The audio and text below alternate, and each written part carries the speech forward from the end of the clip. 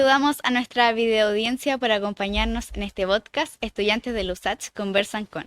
Mi nombre es Paulina Bayer, soy estudiante de Ingeniería Civil Industrial y en este capítulo me acompaña Paula Pastenes, estudiante de Licenciatura en Historia, y Javiera Rojas, estudiante de Periodismo, todas de USACH. Esta es una iniciativa que surge desde el Centro de Integración Ingeniería y Sociedad para favorecer la comprensión y la canalización de diálogos creativos y funcionales sobre ciertas temáticas de interés social, para ser llevadas a cabo en conjunto por los estudiantes del Laboratorio de Emprendimiento Organizacional LEO, bajo el diseño, desarrollo y supervisión de dicho centro. Hoy nos acompaña una gran entrevistada.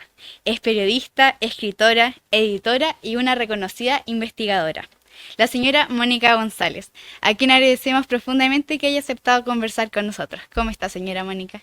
Muy contenta. Soy yo, tengo que agradecer que ustedes se interesen por este tipo de trabajo. Gracias por estar acá. Y bueno, para que la audiencia lo pueda conocer un poco más, voy a compartir algunos detalles biográficos suyos. Ya. La señora Mónica nació el 24 de octubre de 1949 en Santiago. Estudió en el Liceo 9 de Niñas de la misma ciudad. Luego ingresó a la Escuela de Periodismo de la Universidad de Chile, titulándose en 1971. Durante el periodo de la Unidad Popular, se desempeñó en diario El Siglo y revista Ahora, ambos adeptos al gobierno de Salvador Allende. Tras el golpe de Estado de 1973, se fue al exilio político en París, donde trabajó en una imprenta. De regreso en Chile, en 1978, ejerció como reportera de investigación en la revista Cauce y Análisis, opositoras al régimen de Augusto Pinochet. También fue subdirectora y editora de investigación del diario La Nación y subdirectora de la revista Cosas. En 1984, una entrevista que realizó Mónica González al suboficial Andrés Valenzuela Morales, exagente y desertor de la Fuerza Aérea de Chile, resultó crucial para poder identificar y sacar a la luz pública la desaparición y ejecución de cerca de 30 detenidos, cuyos cuerpos fueron inhumados ilegalmente o arrojados de helicópteros del ejército al Océano Pacífico por agentes militares de la dictadura militar. En el año 2002 funda y también dirige la revista 7+7, que 3 años después pasa a ser el diario 7. En mayo del año 2007 crea el Centro de Investigación Periodística CIPER, del que fue directora periodística hasta abril del año 2019. En el año 2015 se integró por breve tiempo como panelista de Tolerancia Cero, siendo la primera mujer en el programa desde su inicio en 1999. En el año 2016 fue panelista del programa Ciudadanos en CNN Chile. En 2020 se integró como panelista del programa de conversación, periodismo político y debate Pauta Libre, el cual era transmitido por la red, cuya conducción la asumió desde el 4 de abril del 2021. Respecto a sus reconocimientos, podemos mencionar Premio Lenca Franulik 2016, Premio Periodismo de Excelencia Universidad Alberto Hurtado 2008, Premio Casa América Cataluña a la Libertad de Expresión 2012, Premio María Mors Cabot de la Universidad de Columbia 2001, Premio a la Libertad de Prensa 2022, Premio Mundial de la Libertad de Prensa UNESCO Guillermo Cano 2010, Premio Nacional de Periodismo de la Asociación Pro Derechos Humanos de España en 1985, The Lewis Lyons Award for Science and Integrity Journalists de la Universidad de Harvard en 1988, Premio Dan David de la Universidad de Tel Aviv del 2006, Medalla Nacional al Mérito de la República de Francia en el grado oficial en el año 2012, Premio Conex Mercosur Comunicación y Periodismo, Premio Nacional de Periodismo en el año 2019 y también el Premio Homenaje de la Feria del Libro de Santiago de 2022. Señora Mónica, ¿algo que a usted le gustaría agregar a esto? Sí, lo que soy. Ahora, porque de partida fui directora hasta el 2020 de CIPER. No 2015, hasta el 2020. Y soy presidenta del Consejo Rector de la Fundación Gabo García Márquez, que es la principal red de periodistas de América Latina, de Iberoamérica, mejor dicho. Es una fundación que él creó, donde se hacen talleres, charlas, y que es la principal red de periodistas de todo el continente, que es muy importante hoy día, que sufrimos un embate fuerte contra el periodismo, sobre todo el periodismo independiente. Muchas gracias. Y bueno, ahora que dimos esta pequeña introducción, me gustaría comenzar con las preguntas. ¿Le parece? Por supuesto. Bueno, en el contexto de sus investigaciones que ha desarrollado evidentemente con un profundo rigor periodístico, cuéntenos por favor sobre su vida profesional, en cómo esto ha podido para poder desarrollar el periodismo, incluso arriesgando su vida en la época de la dictadura, hasta enfrentándolo en la misma democracia a grupos poderosos, desenmascarando también casos como las acciones de LAN, caso Penta, caso Chispa, bueno, y entre otros más. Se hace nomás porque yo siempre digo, en dictadura o eres periodista o eres cómplice y no eres periodista. Por lo tanto, en dictadura no hay periodismo si no es libre, independiente y opositor. En El Salvador hoy día, los periodistas que trabajan en El Salvador son cómplices. Cómplices de cosas brutales que no se saben. En Guatemala están pasando cosas terribles, en Honduras, en Ecuador. Estamos viviendo desde Estados Unidos hacia abajo, redada una guerra contra los inmigrantes, una guerra contra el buen periodismo, y eso solo se puede cubrir e informar desde un periodismo libre, independiente, que no tiene anteojera. ¿Qué quiere decir eso? Que independiente de que tú seas una persona que tiene ciertas convicciones políticas, tu primera prioridad es servicio público, no tu adscripción ideológica, religiosa o lo que sea. Y ese es un deber que no se puede renunciar. O sea, si no puedes cumplirlo, haz otra cosa. No engañes a nadie, menos a ti misma. Y yo creo que eso no fui la única, hicimos mucho durante la dictadura. Yo me formé como periodista de investigación en la dictadura.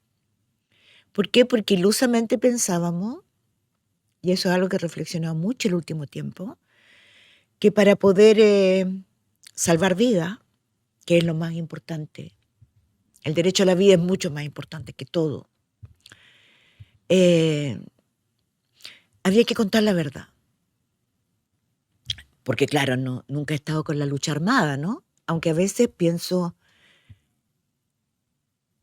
que hay fuerzas muy poderosas que no te dejan alternativa. Y ese es el peligro que estoy sintiendo en estos días.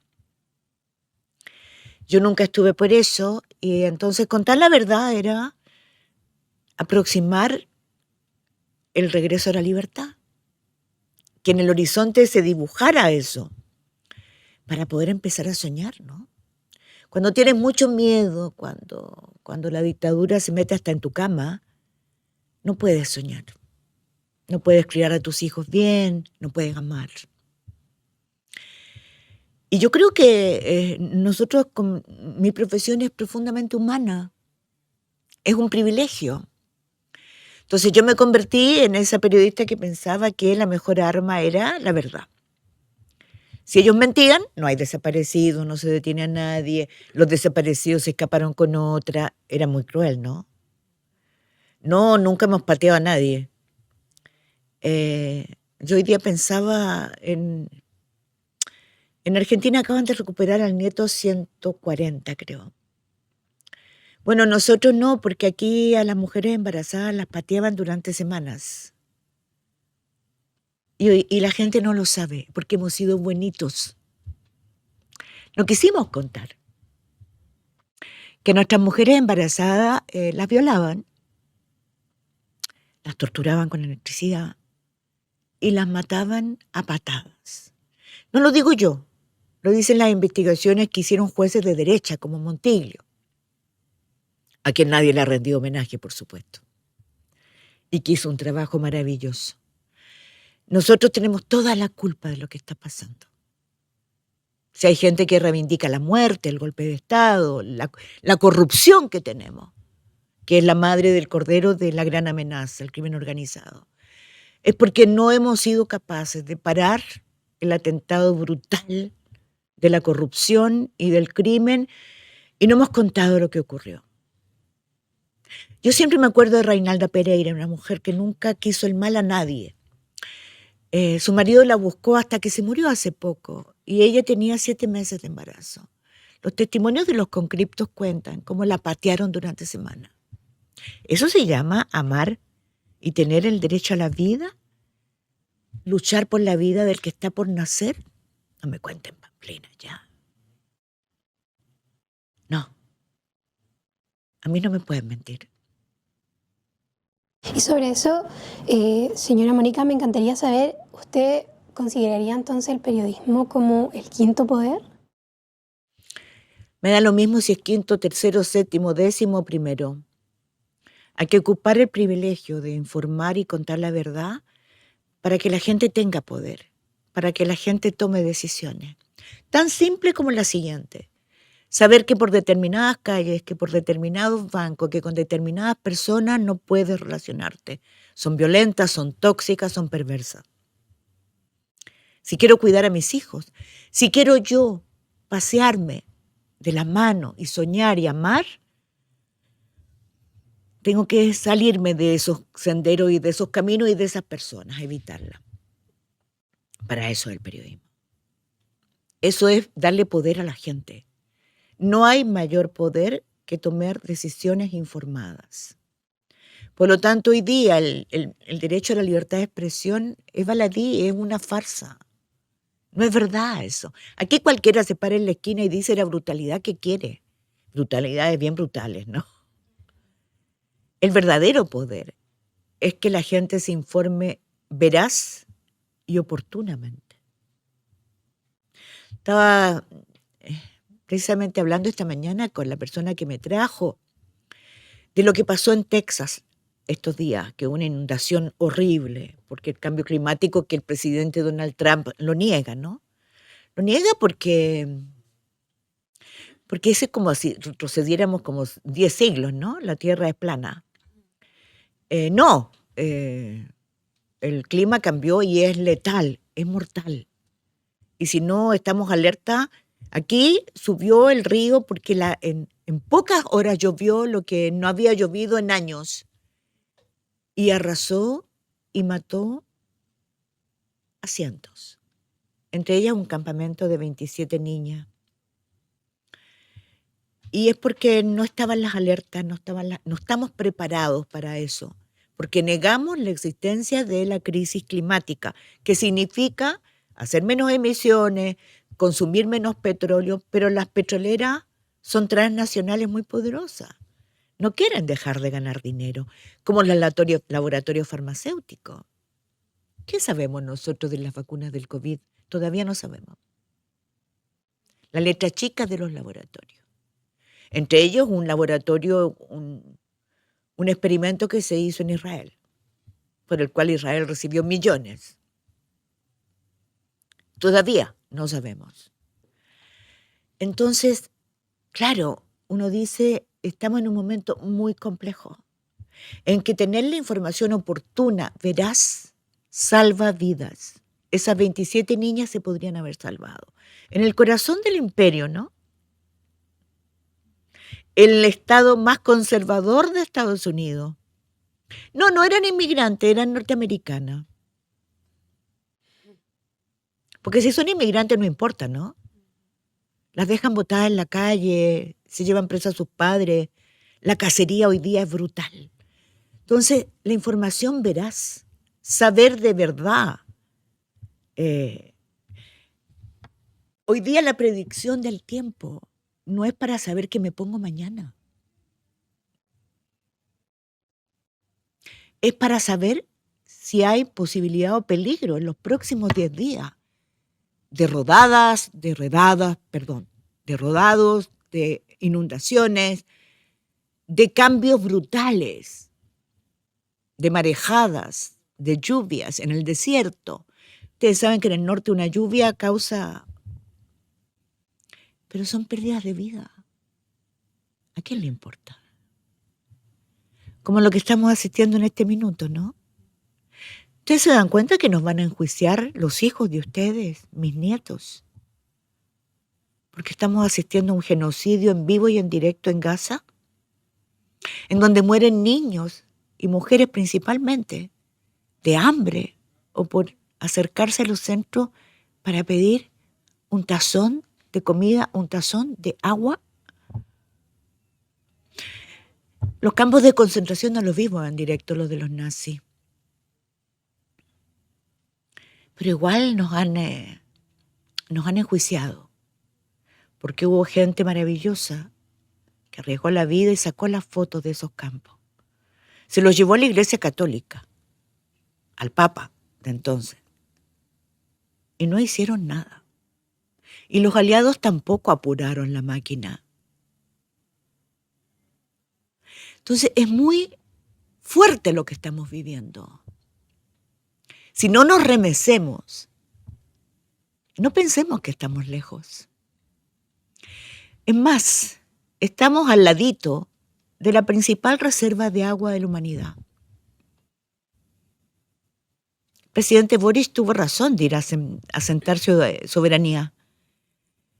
Pero ese es un peligro hoy día, porque cualquier potencia va a querer tener esta pequeña franja de tierra para apoderarse de la principal reserva de agua. Claro, y en esa construcción de verdad que usted menciona, un rol súper importante lo tienen los medios de comunicación alternativos. Me gustaría saber... No me gusta alternativo. Y te voy a explicar inmediatamente. No la uses. Cuénteme. Eduquemos. No soy alternativa. He luchado toda mi vida por ser parte de esta sociedad. Soy parte del sistema. Soy parte intrínseca de este país como todos mis colegas que hacen buen periodismo. No somos alternativos. Los alternativos son ellos, que no quieren darnos el derecho a la vida, que quieren desinformar, que quieren contar mentiras. ¿Para qué? Para que las grandes multinacionales sigan ganando y ganando, mientras ellos creen que van a construir una aldea en Marte. Sí, claro. Es que no es ciencia ficción. Claro. Elon Musk está pensando en eso, ¿no? No es ciencia ficción. Entonces no somos alternativos. Nosotros somos quienes tenemos el derecho a ser parte del sistema. No hemos ganado eso con cárcel, con muertos, con persecución y con bajos sueldos. Porque hacer periodismo de investigación te lo pagas tú. Claro, y bajo ese orden que usted mismo menciona, como al final de medios tradicionales, quizás poniéndose sobre estos medios que finalmente tienen este otro lado de la verdad que muchas veces es más cercano. ¿Qué dificultades encuentra? El ego. Partamos por casa. El ego es la principal lacra que nos corroe. Nos compran con eso. Nos dan unos minutos de televisión y nos creemos imprescindibles. Falso. El ego es una tremenda lacra que hay que combatir a como dé lugar. Y hay que empezar por casa. Combatiendo el ego todos los días. Teniendo un cable a tierra. Sabiendo quién eres. Y ese quién eres es tu identidad. Yo nací aquí en La Pila del Ganso, aquí cerquita, en una población de ferroviarios, en donde jugábamos con cosas mínimas. Y donde yo voy a agradecer toda mi vida, aprendí a valorar la vida y el trabajo con mi papá, que era un obrero ferroviario maravilloso. Hay que tener identidad, hay que tener dignidad.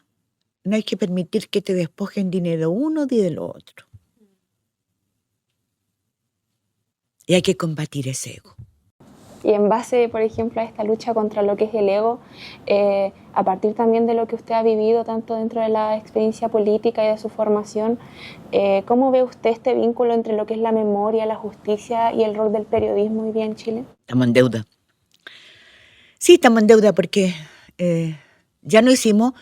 Ahora, siempre se puede hacer, ¿no? En la Fundación Gabo lo hacemos mucho, porque Gabriel García Márquez trabajaba como nadie con la identidad, la memoria. La identidad es memoria. A mí una vez mi papá me dijo algo muy importante. Era chica.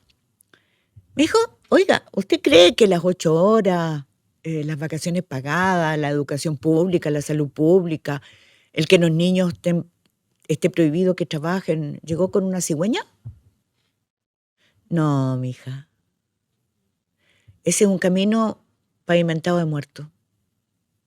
Nada, nada. El salario para los campesinos, nada se ha obtenido sin muertos. Ríndales homenaje. No se olvide de ellos. Agradézcaselo.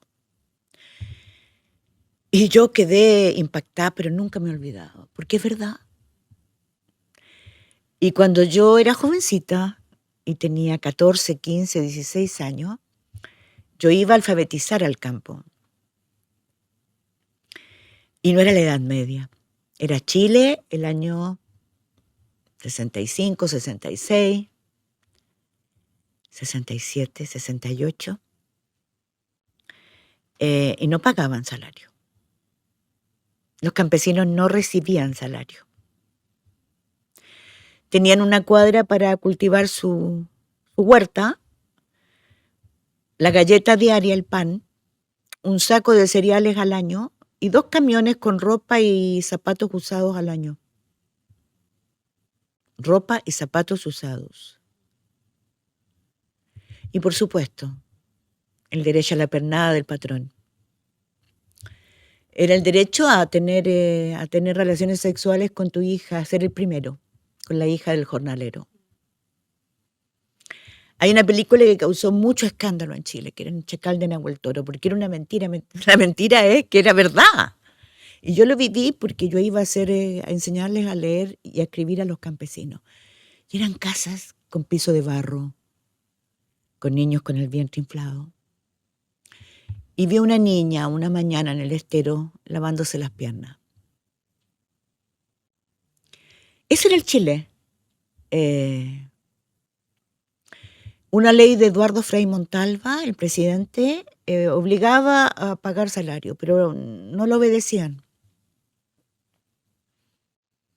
No era la Edad Media. No tenían salario. La mortalidad infantil era brutal. Hemos avanzado, sí, pero con muertos. Señora Mónica, usted en una entrevista mencionó, y cito, la corrupción es la génesis de la violencia. Al respecto, ¿qué rol usted cree que tienen las universidades para poder dialogar y formar a sus estudiantes en compliance y también y así evitar la corrupción? Sobre todo cuando en ocasiones el límite que existe entre ellas es tan delgado y desde saltarse, todo, un ejemplo, de saltarse la fila hasta copiar una prueba o también acceder a un beneficio porque conozco a alguien. O enseñar cómo se evaden impuestos. También. ¿No es así? Uh-huh. Todas las universidades lo hacen. ¿Y los estudiantes qué hacen? ¿Por qué no les dicen esos profesores no pueden seguir enseñando eso? Porque evadir impuestos, eludir para no ir a prisión. Tú sabes, ¿no? Hay una ingeniería de elevación de impuestos. Los mejores abogados tributaristas son aquellos que te enseñan a los grandes fortunas a no ir a la cárcel y eludir impuestos, porque se llama elusión. Con la evasión vas preso. Y te enseñan a usar los paraísos fiscales. Eso es corrupción, eso es delito, y se enseña. ¿Y los estudiantes por qué no exigen? Yo no entiendo el progresismo de hoy día. No. Hay que empezar por uno. Como tú decías, copiar en una prueba, bullying, qué horrible. Aceptar que se injurie a compañeros, compañeras. Yo creo que durante muchos años ocultamos los acosos, los abusos de profesores. Hoy día estamos viviendo una explosión distinta. Cuidado. Tal como tú decías, es una fina línea. Pero a mí lo que más me preocupa es que las universidades son la cuna. O sea, a ver, voy a rebobinar. Yo me eduqué en una sociedad en donde la universidad era importantísima. Era el núcleo crítico de una sociedad. Por lo tanto, era un privilegio acceder a ser estudiante y mucho más a ser profesor. Los mejores. Por lo tanto, el rigor ético era brutal. Yo creo que eso con el lucro se fue perdiendo. Además, no hemos explicado nunca el intento de la dictadura de terminar con generaciones de pensantes, ¿no? Las dictaduras no quieren que tú pienses, quieren que tengas miedo, como la gente tiene miedo en Chile hoy día. Que no te informes de lo que pasa realmente. Que hasta digas sí, sí, porque es la única forma que va a decir sí, pongan la pena de muerte de nuevo. Aceptes, avales todos los abusos, a muerte sin proceso, sin juicio. Lo que no sabe la gente y no se detiene a pensar es que eso te corroe algo importantísimo, el derecho a amar. Nadie que tiene odio ama de verdad. Es más, ni siquiera pueden gozar haciendo el amor.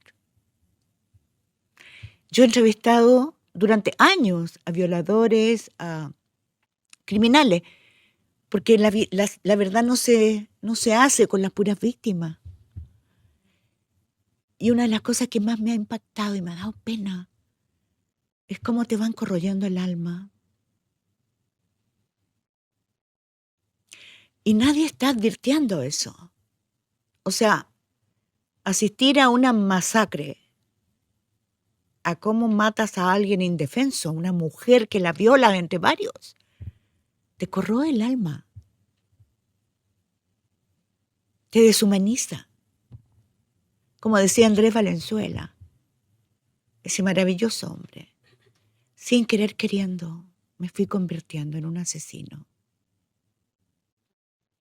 Y ya después no quería que me tocaran, ni mis hijos, ni podía hacer el amor.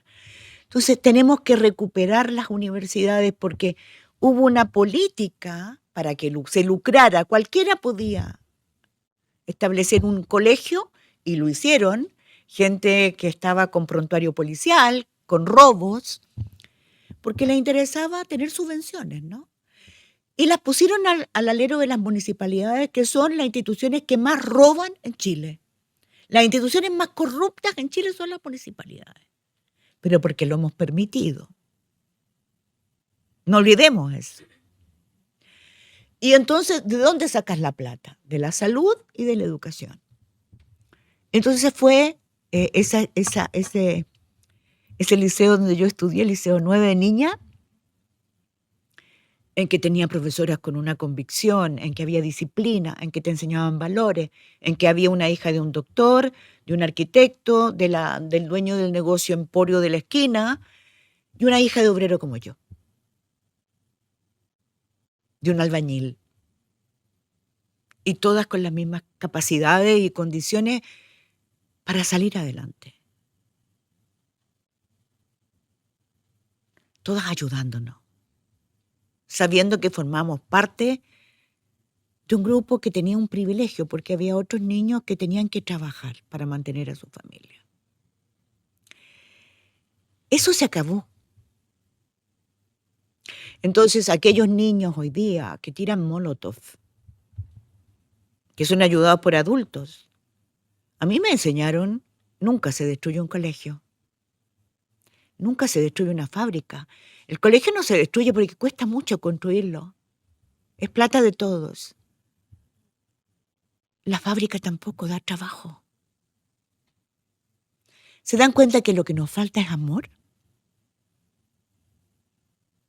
Nos hemos dejado dominar por el odio. Y tenemos que retomar el amor. Y no es lírico, no es poesía, no es estupidez. Yo no soy Cándida. lejos de eso, pero estoy segura. Y eso significa, cuando lo haces con amor, entonces miras los currículum de las universidades. A ver, ¿qué enseñan estos abogados? Te pongo un ejemplo. Imagínate, ahora está de moda porque salió el decreto con que se va a expropiar Colonia Dignidad, ¿no es cierto? Bueno, pero nadie dice algo que para mí es terrible. El año 90, se recuperó la democracia en el 90. Yo había investigado mucho Colonia Dignidad. Sabía que ahí no, como me decían, pues ustedes saben que la propaganda era que ahí habían valores, ¿no? Ahí había niños sanos que tocaban música. Ahí la familia no pensaba en otra cosa que la buena familia, el amor, la religión. Mentira. Ahí no había familia. Porque el hombre que la mandaba, Paul Schaeffer, era un abusador de niños.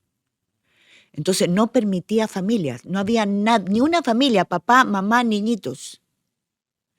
Ahí hay 2 generaciones o 3 que nunca supieron lo que era vivir en familia y el cariño, más que cuando los bañaban y los sacaban del trabajo de lunes a domingo porque él quería violárselos en sus aposentos. Y los testimonios de esos hombres a los que él violó son brutales. Eso duró y fue permitido por nosotros. Y cuando Patricio Aylwin llegó a la democracia y quiso quitar la personalidad jurídica, una campaña brutal. Quieren quitarle la personalidad jurídica a esta colonia modelo. Sebastián Piñera votó por eso. A mí nunca se me ha olvidado. Y la guerra que le hizo Sergio Onofre Jarpa y Olga Feliu, una distinguida abogada, que enseñó y fue profesora emérita en la Universidad Católica. ¡Ja, ja! ¿Saben qué hacía la señora Olga Feliu con su marido?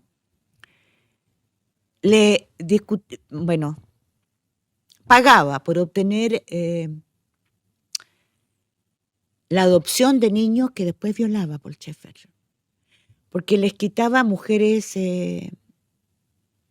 Me encanta que te impactes por lo que estoy contando. Les quitaba mujeres modestas, los hijos, para violarlos libremente.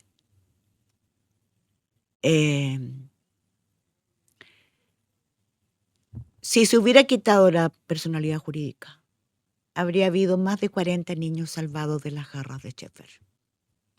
Porque tú sabes que los abusos quedan huellas para siempre. Entonces, no puedo entenderlo. Porque hay muchos que están ahí, ¿no? En el Congreso. No piden perdón.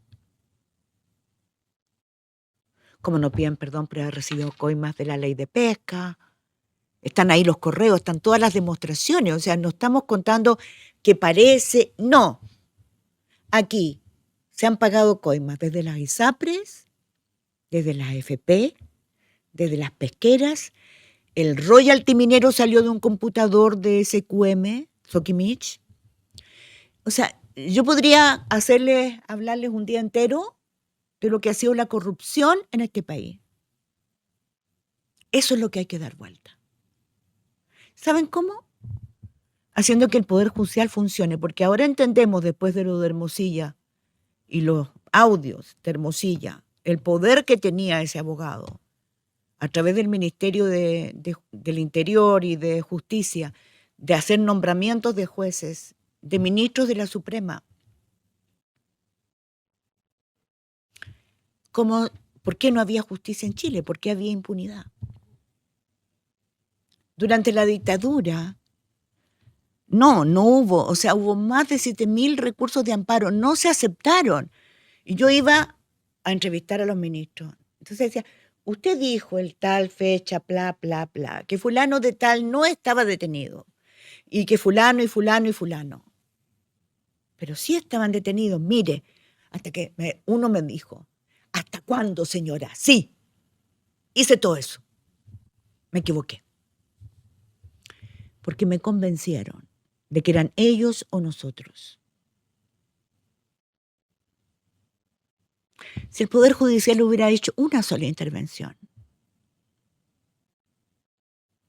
no tendríamos tantos hombres y mujeres que de la tortura salieron como zombies. Y tampoco nuestros detenidos desaparecidos. Por eso es importante informar. Por eso es importante reaccionar. Por eso es importante esfoliarse todas las mañanas. No dejar de asombrarse. No caer en decir, sí, pero ¿qué voy a hacer si no se puede hacer nada? Sí, todos pueden hacer algo. Todos podemos hacer algo. Señora Mónica, sobre ese punto me gustaría saber, con el clima político polarizado que hemos estado viviendo, las elecciones presidenciales están súper cerca también, y si tuviera que hacer una columna política, me gustaría saber qué diría sobre el clima político que estamos viviendo en Chile actualmente. Por eso no la hago. Puede abstenerse igual, puede comentar sobre... No, es que estoy muy preocupada porque siento que es una palabra absurda, ¿no? No pensé que iba a llegar a esta edad y que íbamos a tener una involución tan fuerte. Nunca pensé. Pensé que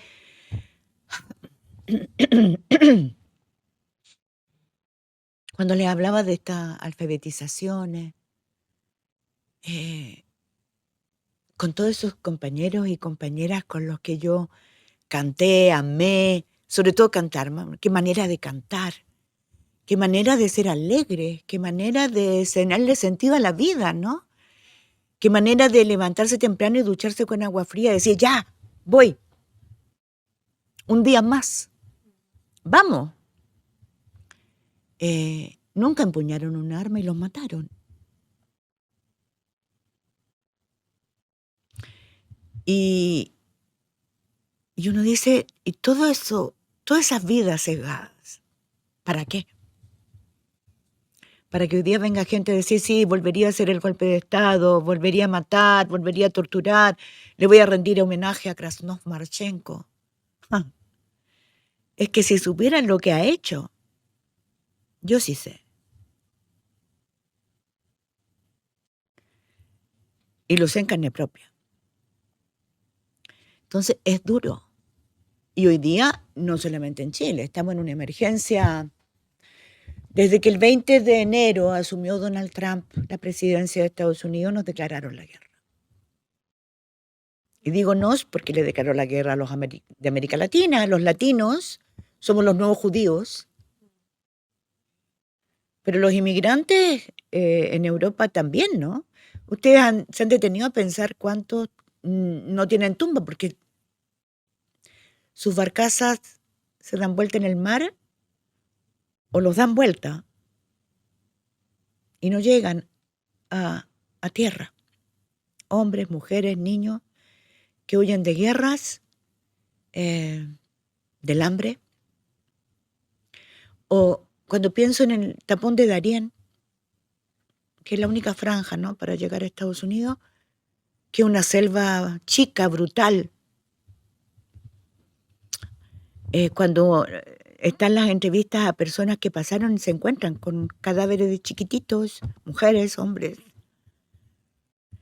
La gente está loca, va porque quiere ir a Disneylandia, atraviesa la selva o cruza México. ¿Por qué no estamos contando de qué huyen? Y entre paréntesis, esto no se detiene. O sea, los que están avisando en Chile de que van a parar la inmigración están mintiendo. Porque como las guerras que vienen son por agua, y como no quieren admitirla por el cambio climático, y porque la minería ilegal, que entre paréntesis, en Perú, que nos muestran como ejemplo, es la principal riqueza de Perú, ilegal, no legal, la minería ilegal, que depreda y envenena tierras y agua, y mata gente. No tenemos idea cuánta gente muere en toda la Amazonía. Nosotros somos un continente donde los muertos son de nadie. Nadie los cuenta. No tienen tumba. Uf, que nos van a enjuiciar, ¿ah? Entonces, yo diría que estamos en un punto de inflexión en que habría que hacer un remesón para que podamos exigir una garantía. Combatir el crimen organizado ahora ya, que no tiene tregua, que es peor que las dictaduras, que mata, asesina, despedaza a quien se le ponga encima, y que ya lo tenemos aquí, y que hay que hacerlo ahora, porque si no, no hay futuro para nadie. Entonces, y eso pasa por entender que eso no se hace, y esto es lo más importante, con más soldados, con más policías, con más metralletas, con más cárceles en la luna. No. Yo soy maestra desde el año 2006 de la Fundación García Márquez. Hago talleres de periodismo de investigación para los periodistas de Iberoamérica. Por lo tanto, he visto a los periodistas de investigación, no a los estudiantes. Por lo tanto, he visto en primera línea, con los mejores periodistas, cómo esta lepra ha ido avanzando desde el sur del norte hacia el sur. Ecuador es un país inviable. Perú es un país inviable, 75% de informalidad.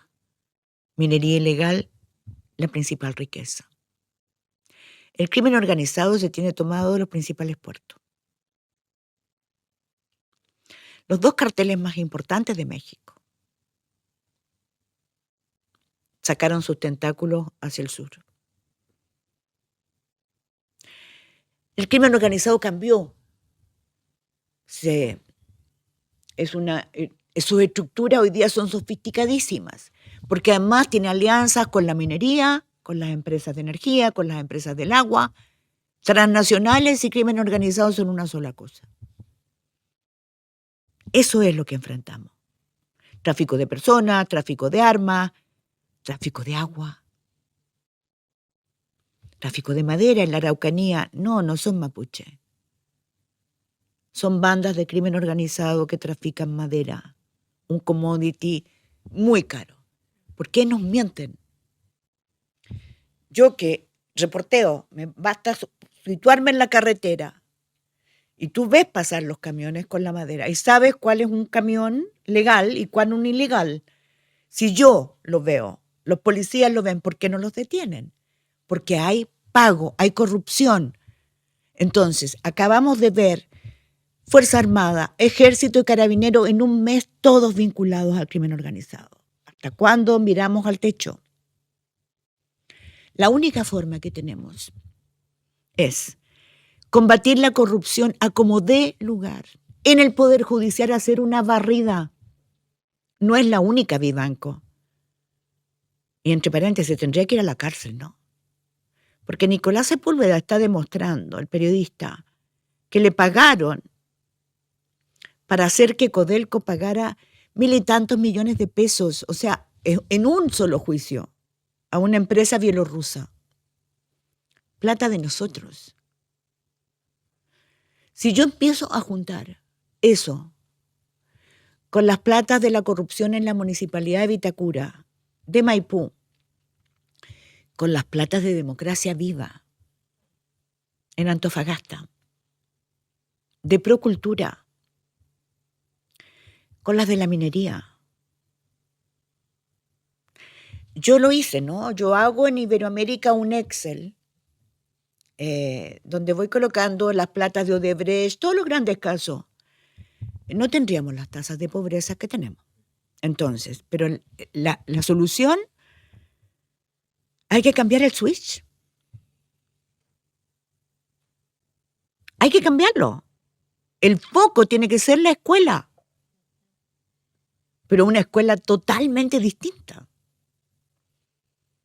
O sea, si queremos quitarle al narco, al crimen organizado, a sus soldados, que son nuestros niños, que eso es lo que están haciendo hoy día. Hay que quitárselos. Eso se hace que cada escuela se transforme en un foco en donde tienen comida y en las tardes salen del colegio y en la tarde no se van a la calle. Tienen computadores maravillosos, tienen títeres, tienen música, tienen deporte, tienen cuidado, tienen astrónomos. Y ustedes, estudiantes de universidad privilegiados, ¿qué están haciendo? Que nos están ayudando 2 veces al mes en una escuela, ayudándole.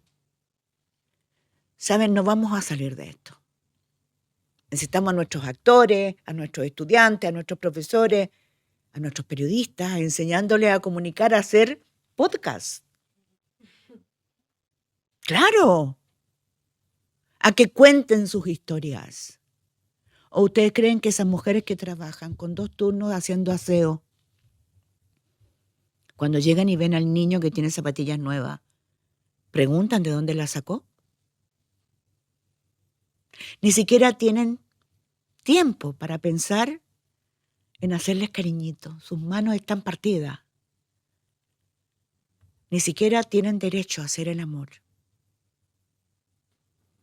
Eso nos está pasando con nuestra gente. No hay espacio para amor. Hay que cambiar el switch, cambiar la escuela, y eso significa un reordenamiento completo. Las plazas, quitárselas al crimen organizado. Todas las plazas, luces en las calles. Volver a la organización del barrio, no al territorio, como dicen los ciúticos. Yo nací en un barrio donde nos cuidábamos todos. Sí, nos cuidábamos todos. Volvamos a eso. Así como en periodismo hay que volver al origen, porque el periodista que se queda en el sillón mirando el computador pensando que se lo sabe todo, no, nada reemplaza. Ir a terreno, mirar a la mujer, mirar al niño, que te cuente. O mirar al corrupto y que le empieza a temblar la barbilla cuando le empiezas a mostrar datos. Y ahí, la yugular, no soltarlo.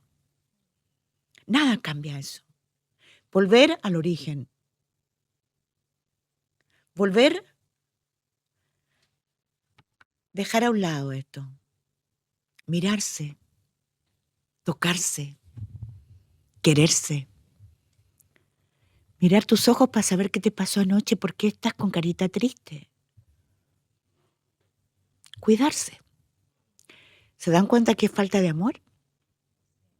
Estamos en una profunda crisis de soledad. Y señora Mónica, ¿usted considera que hay algún lugar que han construido los medios de comunicación actuales, por ejemplo, en la creación de lo que son los silencios o vacíos dentro de lo que es la historia reciente, más que nada como de la post-transición a la dictadura? Sí, hay varias, bueno, hay varios grupos que están haciendo eso en sus tiempos libres, ¿no? Lo pueden hacer todos. Yo estuviera en esta universidad, harían la historia completa de lo que pasó el 11 de septiembre aquí. Pero lo que pasó antes, ¿se dan cuenta que ustedes están en una universidad que hizo historia? Salvador Allende iba a dar un discurso que habría evitado el golpe de Estado. Lo iba a dar aquí. Ustedes tuvieron un rector que es un ejemplo. Yo lo tuve en mi casa en París. Un tipo impactante, él y su mujer. Eran hombres de una humanidad que desbordaba, ¿no?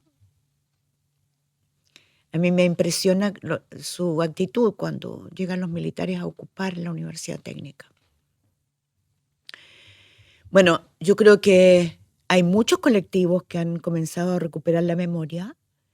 De hecho, hoy día se entregaron los premios. La Fundación Gabo tiene un festival, además de hacer sus talleres, tiene un festival, que es muy chévere, como dicen los jóvenes. Sí, porque García Márquez siempre decía que, y eso me sirvió mucho en la vida, que nada se hace sin alegría, ¿no? No hay nada que tú logres impartir, mejorar, porque lo que hace la Fundación Gabo es adiestrarte en técnicas de investigación, de ética, rigor, seguir. Ahora todos hablan de la ruta del dinero, yo la aprendí ahí hace 20 años, ¿no? A seguir la ruta del dinero. Eso hace la Fundación Gabo, pero con mucha alegría. Y ese festival es el principal festival de periodismo de Iberoamérica, que es ahora, el 24, 25 y 26 de julio. Y hoy día se entregaron los 3 finalistas, los 3 premiados, como digo yo, de cada categoría de productos: audio, imagen, texto, cobertura. Yo fui jurado, así que me tocó el privilegio, ¿no? Y tengo casi todos los años el privilegio de ver el mejor periodismo. Y salió entre los 3 finalistas de audio un podcast maravilloso de Jorge González. Qué genial. No, es precioso. Se los recomiendo. Esa es nuestra historia. Un niño de San Miguel con una banda, con un grupo de amigos y un hermano, y que deciden hacer un conjunto que hace historia. Porque cuenta lo que les pasa, lo que nos pasa. En estos trabajos premiados, a mí me impactó mucho cómo hay periodistas de Colombia, Venezuela, Honduras, Guatemala, Salvador, México, que es un horror. Cómo arriesgan la vida para entrar en el Amazonas, ¿no? Para contarnos cómo están hundiéndolo, depredándolo y matando gente. Eso es memoria. ¿Saben para qué? Para que nunca nadie pueda decir no supe. Para que el día de mañana pueda haber justicia así como se hizo en Chile. Teníamos todo documentado. Solo faltaba jueces con convicción.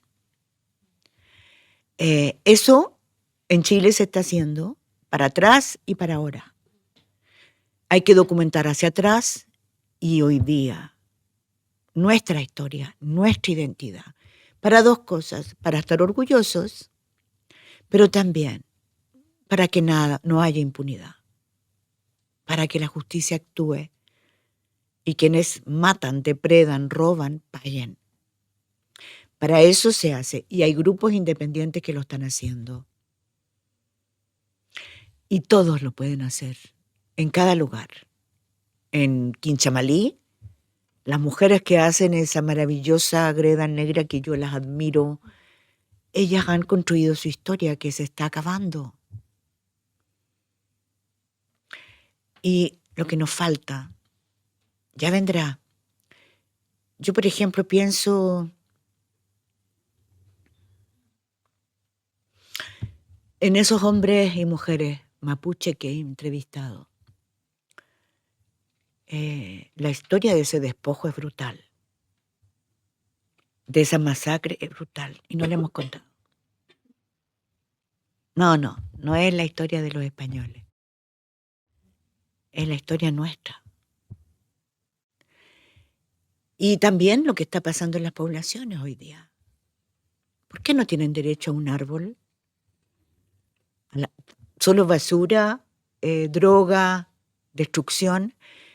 Eso es el crimen organizado. Por eso, lo más importante es tu jardín. Tu casa, tus amigos, tu escuela, tu universidad, tu fábrica, tu trabajo y lo tuyo. Una florcita. La Chimba en Antofagasta es eso. El campamento La Chimba del padre Felipe Berrío. Son casas precarias, todas impecables, los niños felices, riéndose. Yo me siento ahí a las 7 de la tarde y me dan ganas de llorar. Gente entrando al centro de formación técnica, hombres, mujeres, felices, con los mejores instrumentos, las mejores herramientas, los niños contentos, bien comidos. Veo entrar a los mejores astrónomos 2 veces al mes a darles clases, a bateristas, a titiriteros, los veo cantar, tocar batería, los veo hacerse cariño, los veo felices. Tú caminas en esas calles y la gente tiene otra cara. ¿Por qué nosotros no podemos hacer eso? Falta convicción, falta decisión y falta que entendamos que nadie nos puede convertir en prisioneros del miedo, de la muerte, del odio. No, no nacimos para eso. Señora Mónica, totalmente cierto. Y llega como usted expresa lo que nos acaba de decir. Y ahora quiero pasar a otro tema. Si bien para un padre no hay un hijo preferido, me imagino que para una escritora tampoco hay una publicación preferida, ¿cierto? Pero pongámonos en el caso hipotético. La que no está publicada. La que no está publicada. Me maté. Me mato, pero sí, de Te maté. una. Porque me cuesta mucho escribir cosas personales y estoy empezando a hacerlo. Y estoy muy emocionada con eso. Porque creo que ya llegó el momento. ¿Sí? Sí. ¿Y a qué se debe a que no escribía sobre cosas personales? Porque me enseñaron que eso era ego. Entonces yo nunca era protagonista de nada. Claro, era la narradora nomás. Yo tenía que el deber sagrado de transmitir e informar de la mejor manera lo que pasaba. Yo no estaba ahí. Yo escribí La Conjura y todas las mañanas yo me levantaba y borraba todo lo que se me había escapado mío. Porque yo viví esta etapa. Y yo digo, ¿por qué no dejé esas páginas para mis hijas y mis nietos? La borré. Porque yo quería que esta fuera una historia y eso lo cumplí. O sea, mi mayor orgullo es que la gente lee esta historia como la historia del golpe. Pero yo no estoy. Está abstraída de la historia, que es algo muy común en el oficio del periodismo. No, pues ahora no. No tanto. No, ahora no. Ahora quieren ser todos protagonistas. Sí, de repente escucho, no, porque nos acosan, porque aquí, ¿qué peligro hay en Chile? No. No hay ni uno. Por eso hay que evitar traspasar esa línea roja. Porque ya lo hicimos una vez. Y vimos que los cobardes se fueron, ¿no? Ahora, hay que hacer una salvedad muy importante. Mucha gente tiene que alimentar a sus papás, a sus hermanos, sus hijos, darles de comer. Nadie me ha puesto nunca en un pedestal para que yo juzgue. Cada cual sabe lo que hace. Pero lo que tú no puedes proclamar es que proclamas la verdad y estás contando mentiras o callando la verdad. Son dos cosas distintas, ¿no? Asumir tu trabajo con modestia o proclamar que es la verdad sabiendo que es mentira y ganar suculento sueldo. Y bueno, también de las publicaciones que usted ha realizado, ¿cuál ha sido la que ha generado mayor revuelo mediático? La Casa del Ocurro, seguramente, ¿no? En que, claro, fue muy impresionante ver que Pinochet no se pudo cambiar, ¿no? Debo confesar que me dio tanto gusto.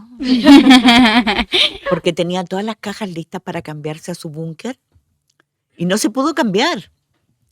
El escándalo fue tal porque había una crisis económica muy grande, ¿no? Y me costó harto hacer ese reportaje. Y nadie me cree, yo nunca he entrado a esa casa. Y la describo como si hubiera entrado. No, nunca he entrado. Y fue muy lindo que se vendían fotocopias, pues la gente tenía susto de comprarla, de leerla. Y pensaban que mi nombre era un apodo, Mónica González. Como en este país son un poquito racistas, un González no les importa, ¿no? Entonces sí, yo creo que ese, ¿no?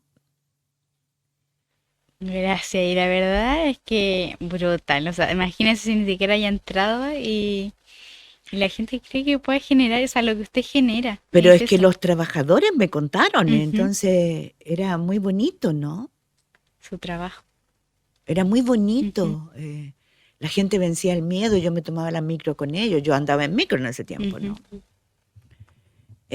Bueno, ese es el valor de la verdad, El valor de la verdad. Muy importante. es el valor de la verdad. Y bueno, ahora vamos a cambiar el formato de la entrevista. Cada una de nosotras le va a ir diciendo una palabra, un concepto, y usted no debe responder con la primera palabra o concepto que se le venga a la Ya. mente. La primera. Ya, ¿Está preparada? sí, ¿Sí? Vamos no entonces. sé nunca si uno está preparado. No, pero confíe. Ya. Exilio. Dolor, Redes sociales. peligro extremo y utilidad. La conjura. Un tesoro. Fake news. Noticias falsas, niñita. Más viejas que el hilo negro. Testimonio. Recogerlos todo lo que puedas. Son clave para cualquier historia. Inteligencia artificial. Peligro y habilidad. Historia. Me acompaña siempre. Donald Trump. Buf. Premio Nacional de Periodismo. Solo digo que lo único bueno, ¿Sí? la pensión. Plebiscito. Depende de cuál. Pero siempre son buenos. El voto, hemos peleado tanto que siempre es bueno. Pensamiento crítico. Imprescindible. Me faltan.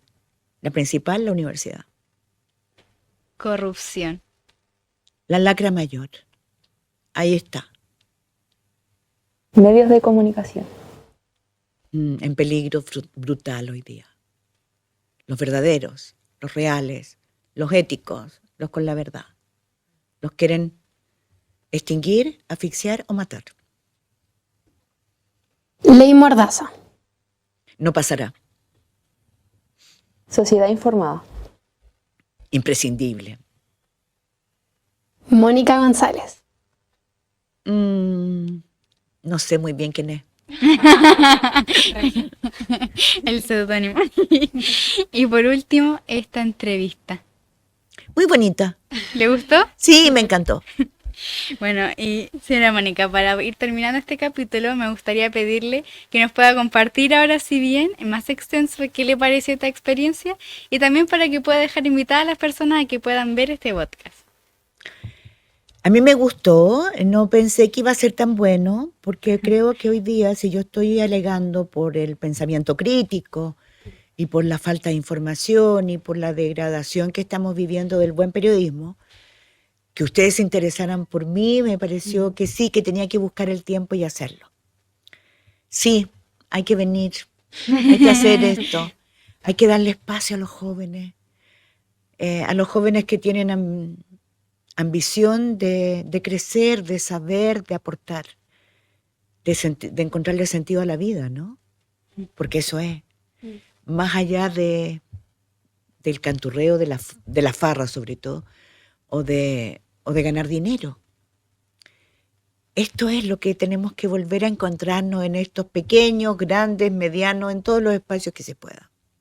Muchas gracias por esas palabras, profesora. Antes de cerrar este capítulo, queremos hacer la entrega de este reconocimiento. Sí. Ya lo estaba mirando, así me lo iban a regalar. Es una publicación que fue escrita por motivo de conmemoración de los 40 años del planetario. Ya.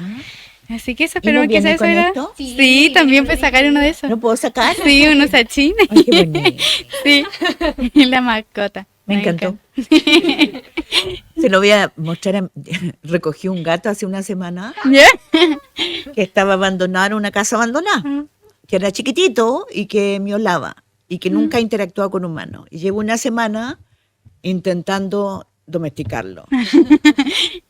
Y hace unos días recién aprendió, porque chiquitito, aprendió que tiene un baño y aprendió que tiene juguetes.